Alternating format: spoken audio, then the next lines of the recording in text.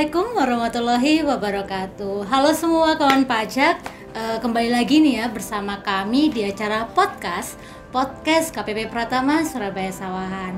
Bersama saya Tari dan dua ya, ada Kak Mutia sama Kak Billy. Nah, kita sapa dulu nih Kak, kawan-kawan pajaknya. Halo kawan pajak. Halo kawan pajak.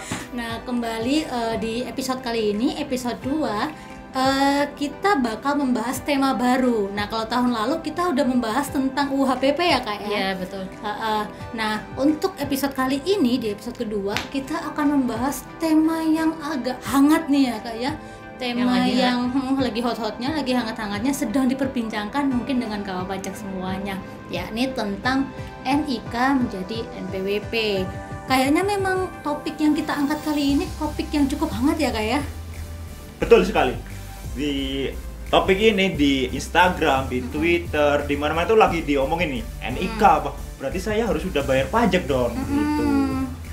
Berarti ini ya kayak semua orang yang punya NIK berarti auto punya NPWP Nah, gitu ya. itu yang sedang dibicarakan di masyarakat saat ini. Betul. Nah, intinya kawan pajak nggak usah khawatir ya. Kali ini kita bakal ngobrol santai aja. Kalau istilah kids zaman now mungkin kita ini ya ngerumpi gitu ya. Kita ngerumpi, tapi intinya ngerumpinya yang berfaedah. Betul. Kita nggak bakal gibah kok untuk kali ini. Info-infonya akan valid banget, bakal penting banget, dan kita bakal bahas tuntas tentang NIK menjadi NPWP. Nah, yang pertama ke Kak Mutia dulu nih ya Kak. Boleh. Kak, sebenarnya gimana sih maksudnya kok NIK menjadi NPWP? Gitu. Nah, ini memang lagi rame banget ya diperbincangkan ya Kak Tari ya. Bahkan ada yang bilang kayak gini, berarti bayi yang baru lahir itu sudah punya NPWP dong, karena kan otomatis. Sekarang kan bayi yang baru lahir itu udah punya NIK kan, berarti otomatis sudah jadi wajib pajak gitu ya.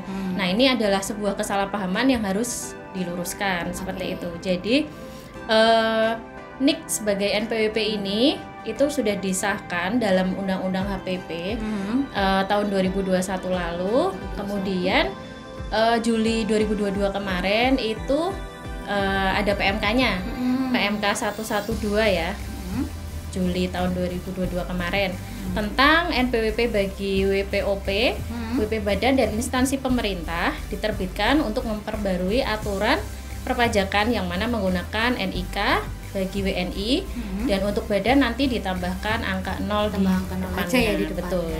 Jadi nanti NPWP itu jumlah digitnya jadi 16, bukan 15 lagi. Kalau sekarang kan 15 ya kayak. Betul. Jadi kedepannya ini sebenarnya suatu kebijakan untuk penyederhanaan administrasi, Mbak Tari. Jadi nantinya kedepannya itu pemerintah bakal menerapkan single identity.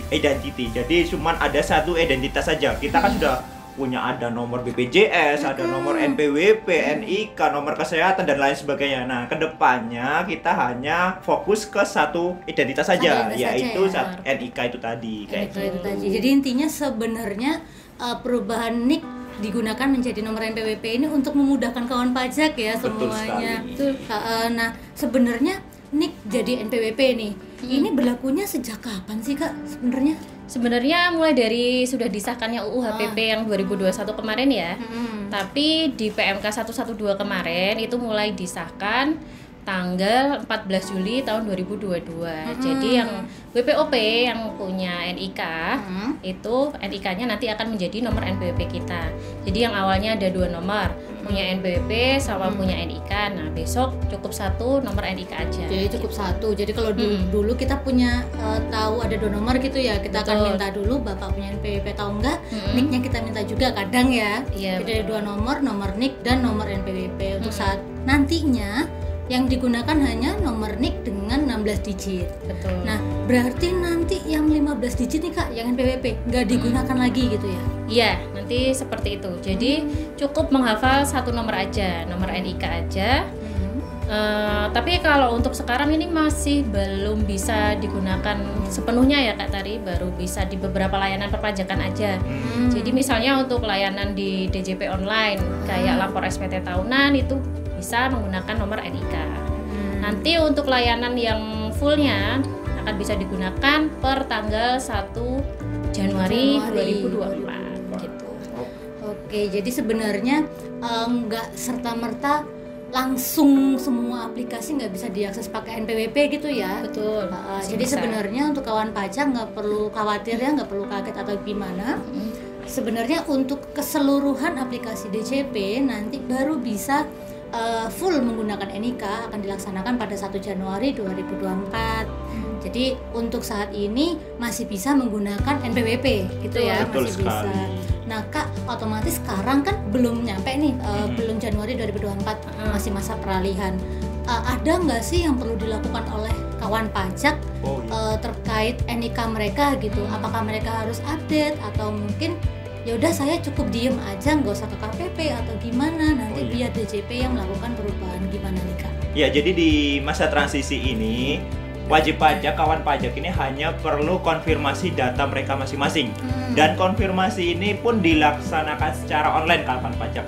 Jadi melalui akun DJP online wajib pajak masing-masing. Jadi wajib pajak nggak perlu datang ke kantor pajak, cukup login ke akun DJP online-nya masing-masing dan update NIK di menu profil wajib pajak kayak gitu.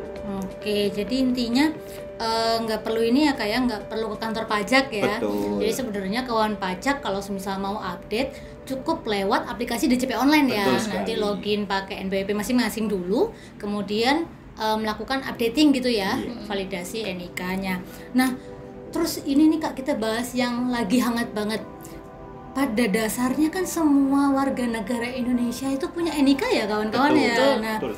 bahkan intinya bayi yang baru lahir pun sudah punya NIK. Itu dia. Nah, apakah serta-merta nih Kak, kalau kita punya NIK, kita otomatis sudah punya NPWP dong Kak gitu, jadi wajib pajak? Gimana nih Kak sebenarnya?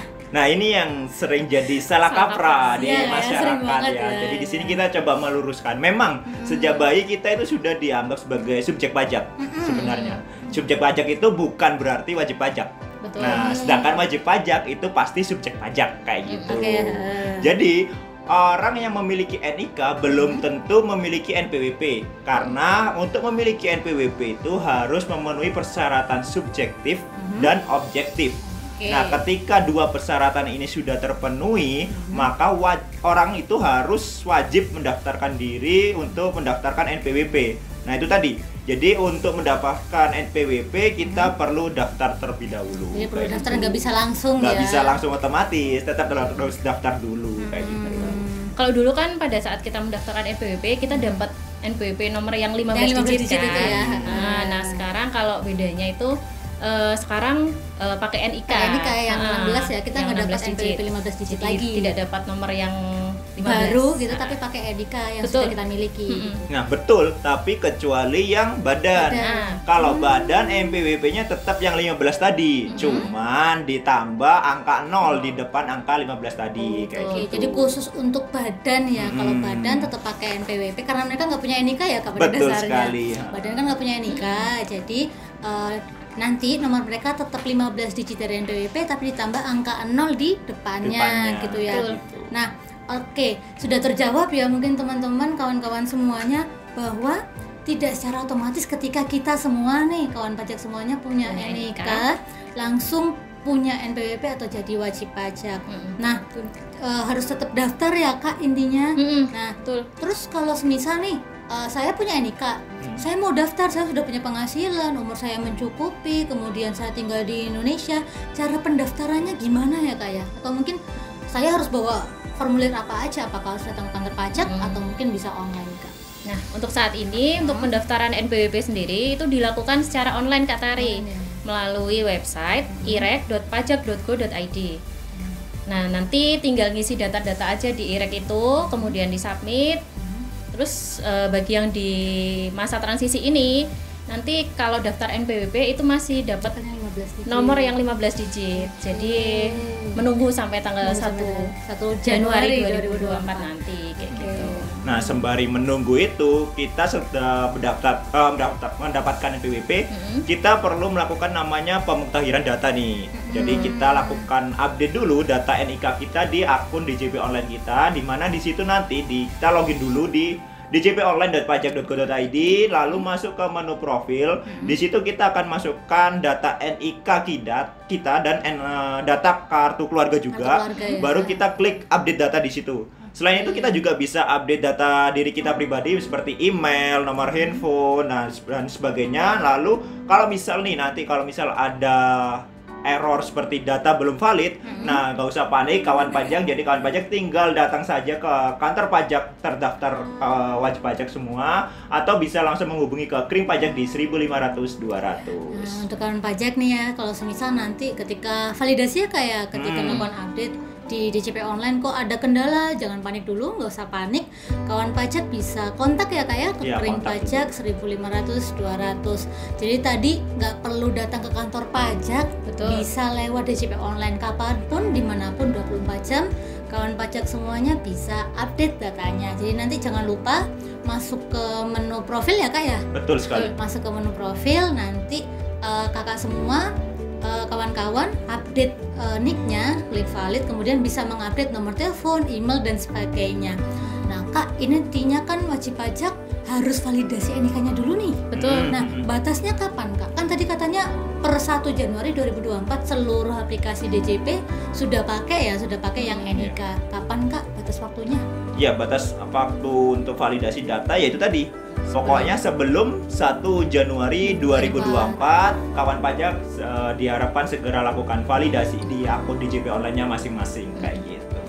Gitu. Jadi karena batasnya tadi aplikasi semua menggunakan NIK di 1 Januari 2024, otomatis batas akhirnya sebelum 1 Januari 2024. Betul. Jadi buat kawan-kawan semua, mungkin saran dari kakak-kakak jangan mepet-mepet ya kak ya. Jangan ditunda-tunda. Jangan ditunda-tunda. Nanti kalau semisal takutnya kawan pajak semuanya lagi butuh nih harus ngakses aplikasinya DJP ya, aplikasinya pajak, tapi ternyata nggak bisa karena memang belum validasi.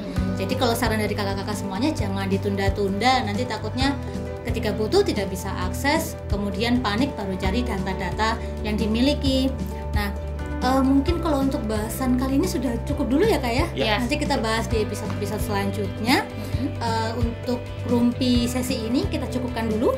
Nah jika kawan pajak semisal ada kebingungan atau mungkin ingin bertanya atau mungkin ada kendala dan ingin tahu perpajakan terbaru nih, aturan-aturannya apa aja, nah kawan pajak bisa menghubungi kami melalui Krim Pajak 1.500 200, atau mungkin akses dulu ya, coba diakses di websitenya Direktorat Jenderal Pajak di laman pajak.go.id.